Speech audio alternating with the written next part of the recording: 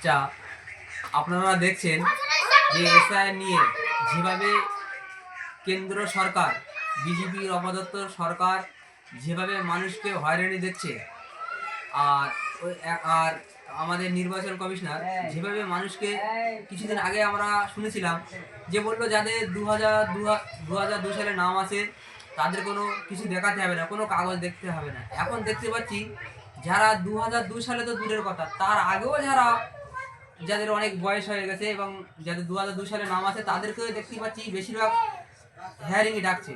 তা এমন কাজ করো না দুদিন পরে নেপালের মতন এবং বাংলাদেশের মতন যেন নির্বাচন কমিশনের উপরে হয়ে যাবে।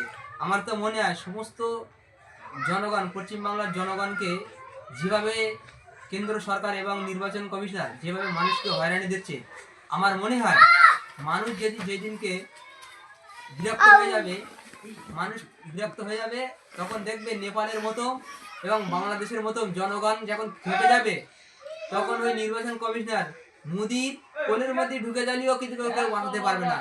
তাই আমি সব জাতি ধর্ম মানুষের কাছে আহ্বান করব, আপনারা সবাই মিলেমিশে, আমরা সবাই মিলেমিশে এর জন্য একদম কঠিন পরিস্থিতিতে আন্দোলন করা উচিত এবং সমস্ত বিজেপি নেতা এবং নেতৃত্বে যারা আছে ওদেরকে একদম, আমার তো মনে হয় বাড়ি থাকতে দেওয়া উচিত না। কেন ওরা তো এক জায়গায় চেয়ারে বসে আছে, আর সাধারণ মানুষ যারা দিন আনে দিন খেটে খায় তারা একের পর এক কাগজ, আজ এই কাগজ আনো, কালো এই কাগজ আনো, একের পর এক আমার যে নির্বাচন কমিশনার যারা পাগল, একের পর এক কাগজ আনো, এই আনো ওই আনো, সাধারণ মানুষকে হয়রানি দিচ্ছে। তাই আমি সমস্ত মানুষদের কাছে অনুরোধ করবো আগামী দিন এর জন্য কঠিন পরিস্থিতি ভেবে আমরা আন্দোলন করতে হবে, যেন ওই কেন্দ্রের বিজেপি সরকার আর এই নির্বাচন কমিশনারকে, আমার তো মনে হয় এদের এমন তাড়ান দিতে হবে যাতে এরা কোথাও গিয়ে যেন না ঠাঁই পায়।